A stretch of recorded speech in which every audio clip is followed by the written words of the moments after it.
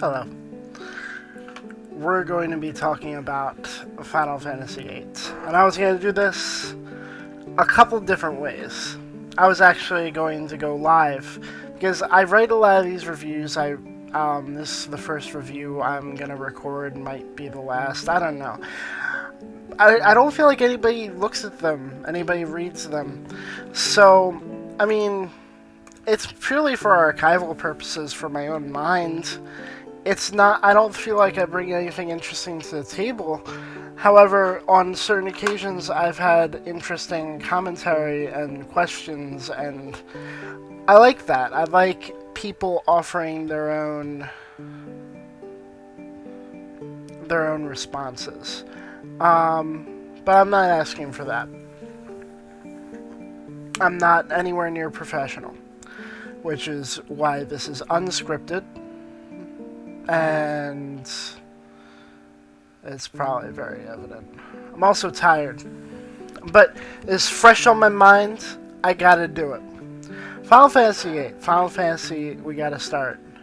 I gotta start from the beginning of my journey. I started back in whatever year Final Fantasy 13 came out. I started thinking about doing this, started thinking about playing every Final Fantasy game. My first experience with Final Fantasy was 7, watching my brother play it. And my last experience was Final Fantasy 10, which I had bought, played. I played half of it, and that's where I got unmovably stuck and I had to stop playing the game. But,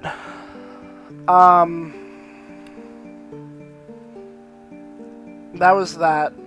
And when Final Fantasy 13 came out, there was a huge ruckus about how it's super linear and super bad. And I had the initial thought, I'm probably gonna like Final Fantasy 13, but I also wanted to do it right. So literally, I decided to play all of the Final Fantasy games just so that I could see where Final Fantasy has gone, how it got to that, and really determine whether or not I liked it. And I just watched a video on this. If you're looking to get in the Final Fantasy series, starting from the beginning is an interesting start. And it makes the whole journey worthwhile. Like, it actually makes it worthwhile to go back to the games, because you're doing them in order. You're achieving something. You're achieving the games maybe you're most interested in. Like, I was most interested in 7, now I'm most interested in 10, and I'm getting pleasantly surprised along the way. When I played Final Fantasy 1, it was really good, and now I don't think I could go back and play it anymore. It's an interesting journey to go on, especially if you legitimately haven't played any of the games to completion. And I suggest it. Final Fantasy 1, very simple. Final Fantasy 2, still simple, although they tried to change something about the gameplay. Where, like, your stats upgrade as you do certain things. Like, if you hit something with an axe, you can hit something with an axe better. Although it was very broken. I was overpowered in 30 minutes. I like being overpowered in RPGs, honestly. Like, when I'm able to take all the challenge away, I don't know. Like, especially in games that have poor length structures, like they add too much padding to make the game longer, I love to destroy those games. It's just me. So I had a fun time with that. Final Fantasy 1 and 2 I played on the PSP, and if, honestly, after all these years, you should treat yourself to the remakes.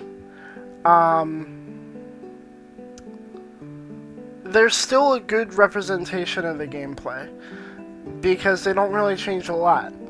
The one remake that's going to change a lot if it ever comes out. Yeah, the funny fucking joke.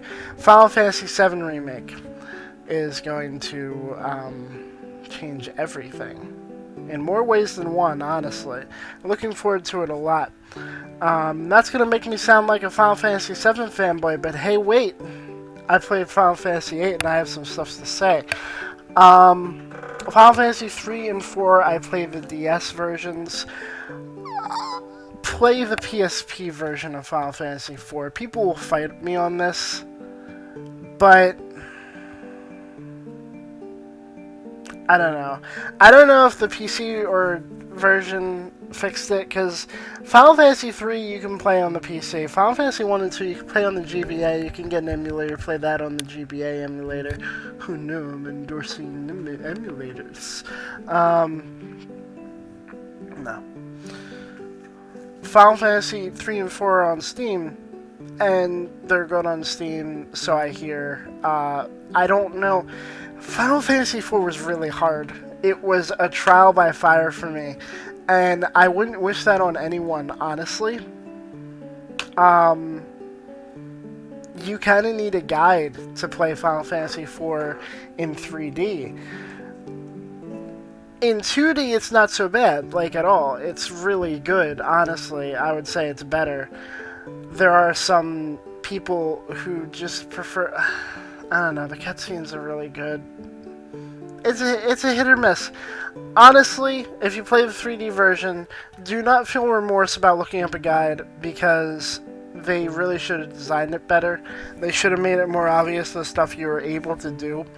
Namely, get certain abilities and stuff. I talk more about this in all my Final Fantasy reviews if you want to go look at them. Final Fantasy V...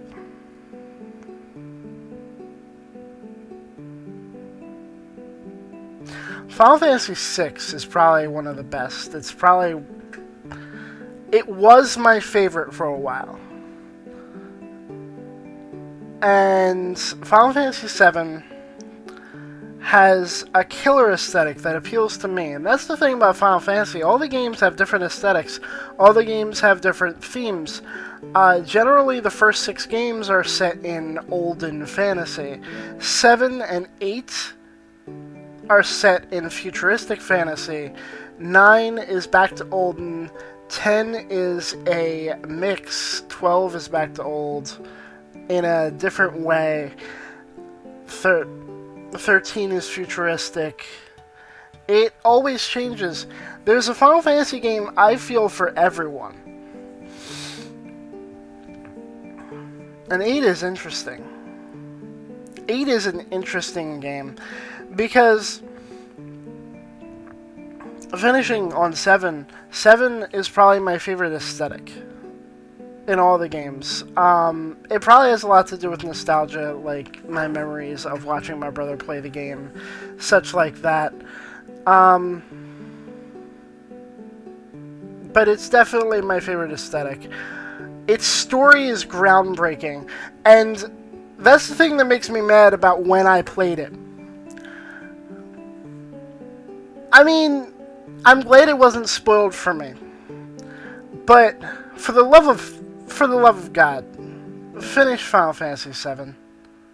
Finish it, please. Just get to the end, because nobody ever talks about it. No, I'm fully convinced that half the population of people who played Final Fantasy VII haven't finished it, and that's a sin.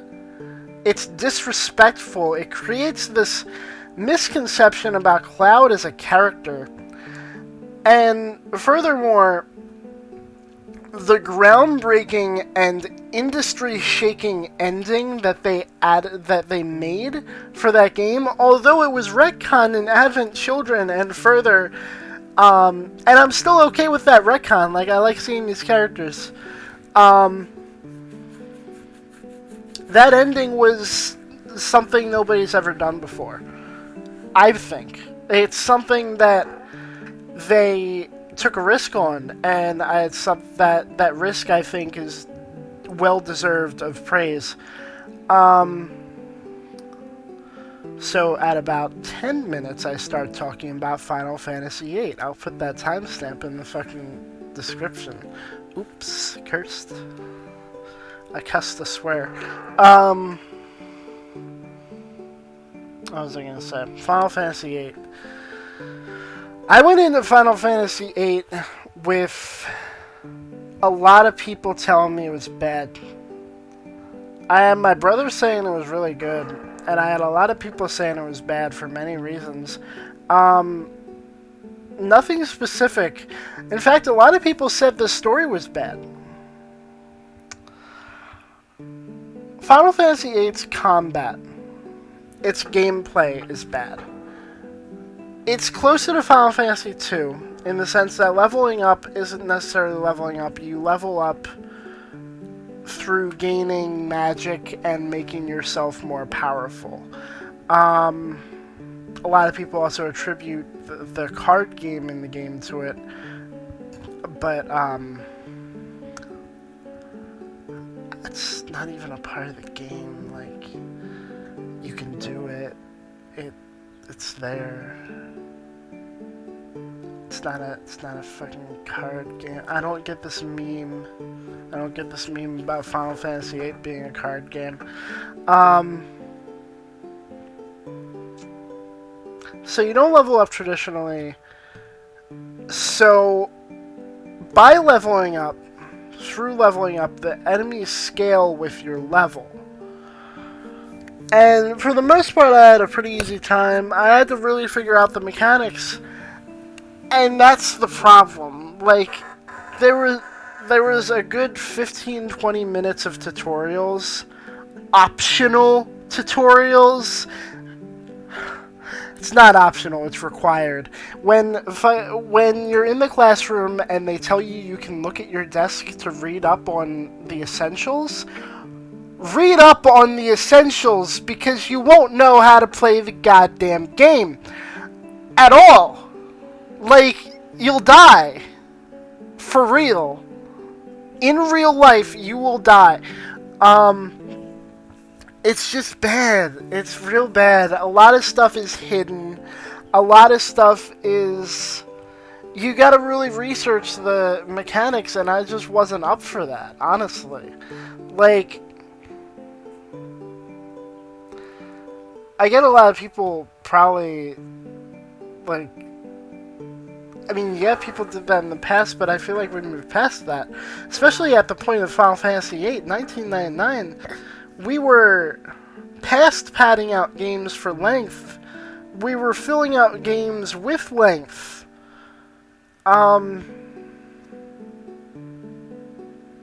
Its mechanics are bad.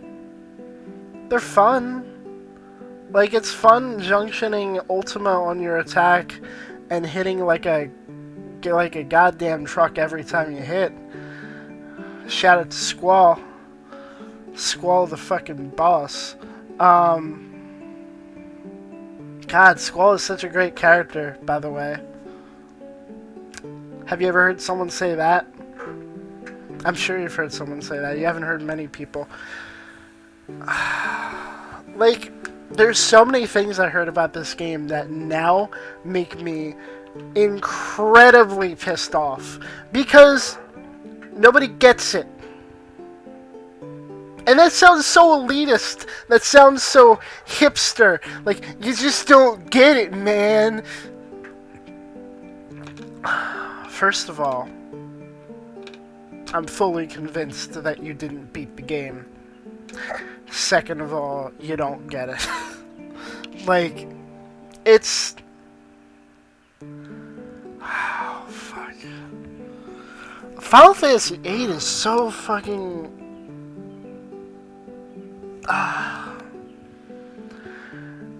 I don't want to talk about too much. I don't want to spoil parts of the story, but there's so much to Final Fantasy VIII that, although it might have been a bad design choice on their part, my friends who helped guide me through the game graciously, thank you, Kevin, for your fucking service. Because, like, oh god. If I didn't have him, I probably would have never beaten the game, honestly. Like, it's just that hard to get through. So it's not surprising that people didn't beat the game, but when you don't beat a game, you can't assume the story and how the characters are or where it goes. You gotta go through with it. You gotta read up before you comment.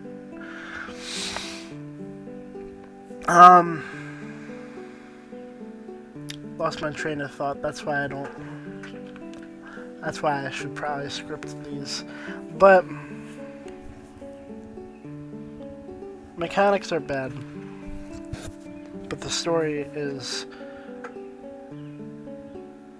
Yes, so after I beat the game, my friend literally told me something that was right in front of me the whole time. I didn't even realize it. And it changed everything. Him telling me that fact about the game made me cry. This game made me cry at the end. Listening to the song of the game makes me cry. I'm not about to put that shit on. I'm not about to bawl in front of all y'all. I might do it after the video, but not right now.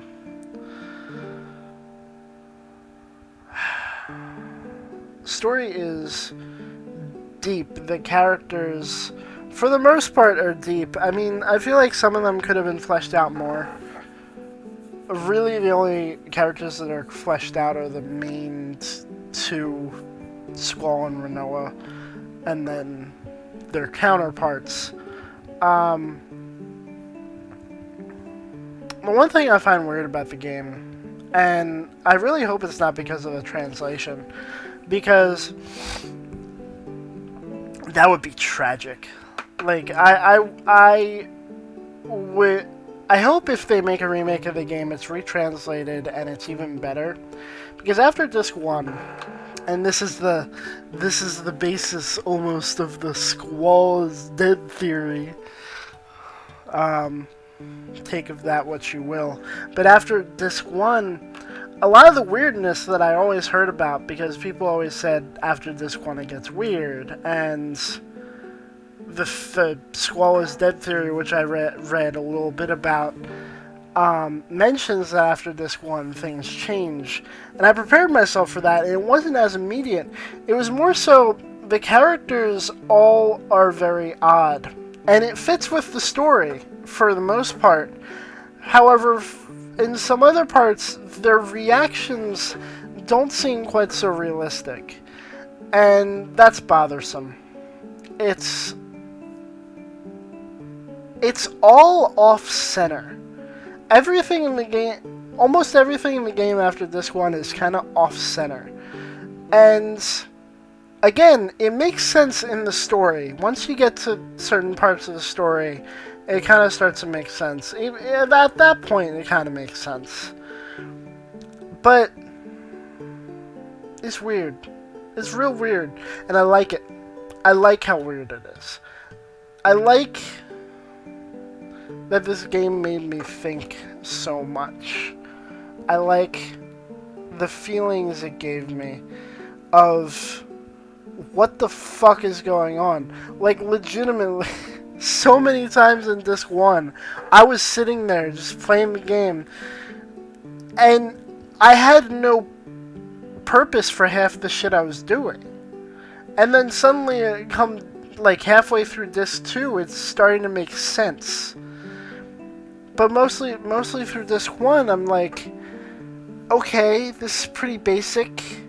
Why am I doing this? And then shit would come out of nowhere. It's just like, what relation did that have? What was that? That was my drive to continue, was to figure out why shit was happening the way it was happening. Namely, the dream sequences. The dream sequences. I didn't guess any of that, and I usually guess everything. See, Danganronpa. and my detective work there.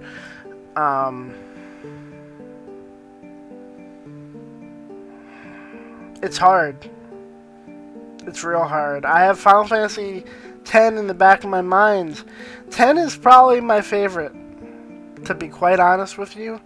7 is fantastic. I have so many memories with it. I can listen to the music of 7, and it can send me to another world. Final Fantasy 8. And then there's Final Fantasy 6. Final Fantasy 6 is just great. If you play an addendum to the beginning of my video, I'm not going to timestamp you here. Just listen. If you play nothing else of the original 6 Final Fantasies, if none of them interest you, but 7, 8, and 9, and everything after that, play Final Fantasy 6. Please. Please play Final Fantasy 6. And please, for the love of everything that I hold dear, put everything I hold dear on the line here. Do not play Final Fantasy VI and Chrono Trigger on Steam. If you do, if I find out that you're doing that,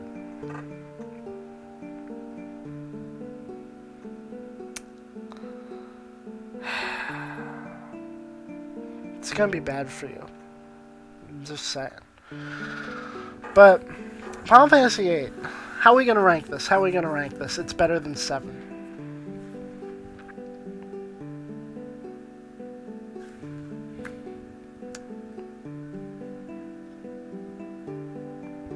Seven's got a lot going on for it. Its music is unparalleled. Its story is engaging. Its aesthetic is appealing to me.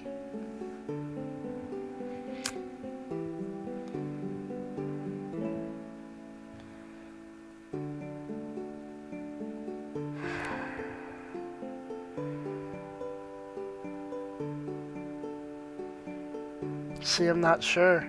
Because Final Fantasy VIII's gameplay is so bad. I'm going to go with what I said last night. I'd say Final Fantasy VIII and 7 are about equal. The big juggernaut of Final Fantasy VII is equal with Final Fantasy VIII. And I look forward to seeing, hopefully, a remake of it someday soon. That being said, nothing's coming to mind past that.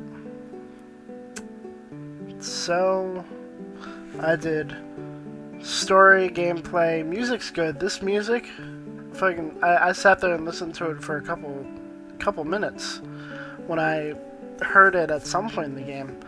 The Eyes on Me theme has so much meaning to it.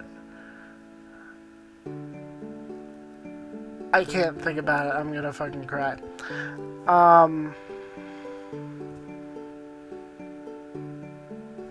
Story, music, graphics, they're pretty solid. Like, definitely a step up from Final Fantasy VII.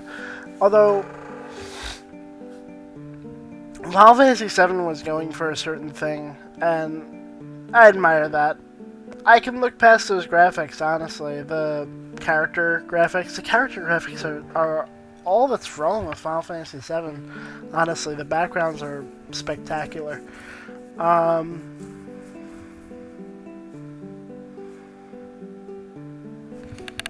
Graphics. Yeah. That's it. That's my review of Final Fantasy VIII. Play it. This is the voice among all the other voices saying Final Fantasy VIII is fantastic. However, it might not be for you. It's not for everyone. It's complicated. It's hard to play. It's confusing, to say the least. But if you give it a chance, if you really look into it, I think you'll probably enjoy it a lot more than people are telling you will. Or you'll hate it. Like, I'm not looking forward to playing Final Fantasy IX. Putting that out there. A lot of people put that as their favorite. The aesthetic doesn't appeal to me. The futuristic Final Fantasies actually appeal to me more than the olden time. And I still love Final Fantasy VI. So that's saying something about Final Fantasy VI. You should play it. But yeah, I'm not looking forward to 9 purely for aesthetic. However, I expect to be surprised. I expect to have fun. And yeah, play Final Fantasy VIII. Listen. Do you see this man? Have you seen this man?